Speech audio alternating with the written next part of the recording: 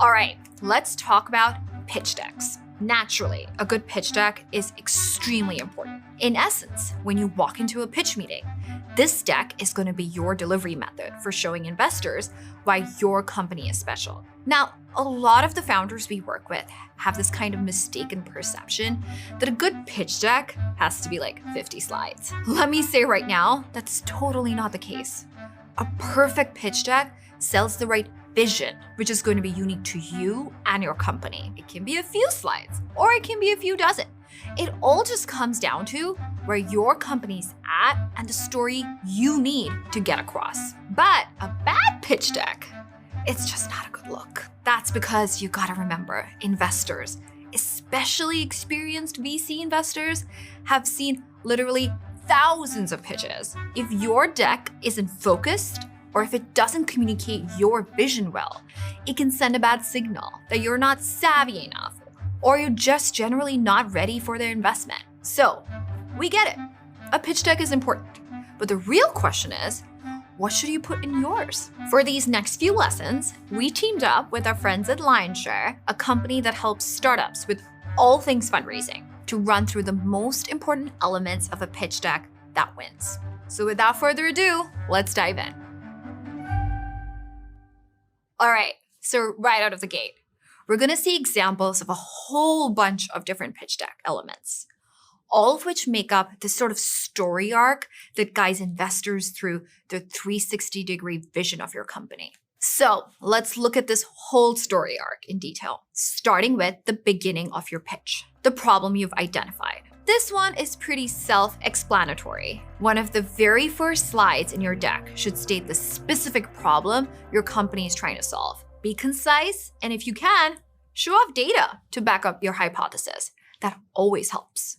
In essence, the purpose of this slide is to show investors that you have done the due diligence on the market. You understand the key players. And because you have a bird's eye view of the whole puzzle, you are able to identify where the missing pieces are. And as we're seeing here, in a perfect world, you can lean on 2 to 3 data points and maybe one chart that shows clearly what you're talking about. Okay, so that was the intro to the story.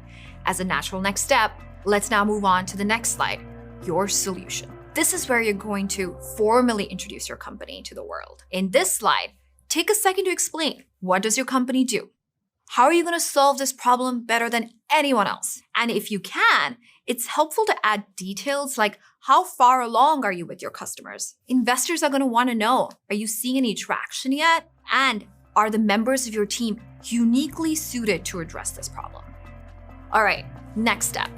We're going to talk about traction. This one's probably going to be one of the most important slides in the deck because it's going to visually show off your company's upward trajectory using a metric that you think best represents your progress. What this essentially means is that the key to success is picking the right metric. Have you been adding customers or making more revenue over time? In success, your potential investors are going to see this and be able to grasp that your company is performing well, aka they should get on the rocket ship before it's too late. Now, I'll also say this, if you're an early stage company without a lot of traction yet, in this slide, you can focus on stuff like customers' case studies, testimonials. The key is to show that things are moving in a positive direction.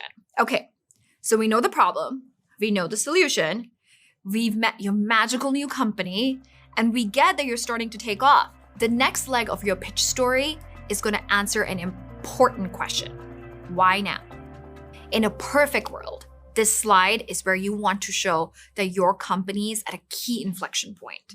If we nail it right now, in this one perfect moment, then we're perfectly positioned for success. Ideally, you'll hammer this message home using stuff like your company's financial performance, how you're meeting objectives, and any bigger economic trends that show how the problem you're solving is big and getting worse, meaning aka your solution is super relevant right now. So a couple of things you might want to include in this slide are, you're finishing up a successful beta release of your product. You're about to sign a large contract with a major customer or partner. You're on the verge of rapidly growing your volume or revenue based on your historical performance trends so far. News headlines about larger trends that supports your thesis. Charts that show really up and to the right performance. Quotes from well-known figures summarizing the larger trends. Okay, so let me pause real quick and say something important. I kind of hate that we live in a world where I have to say this, but everything you put in your pitch deck needs to be true. You're gonna feel a temptation in these slides to fudge things, make stuff look better than it really is. Listen to me, don't do that. If investors are interested, they're going to do a lot of research and due diligence on every claim you make here. Nothing in the world can hurt your reputation faster than making false claims that turn out to be exaggerated or completely fabricated. Think strategically. Make the case for why now is the time to back your company, and most importantly, do it transparently and honestly.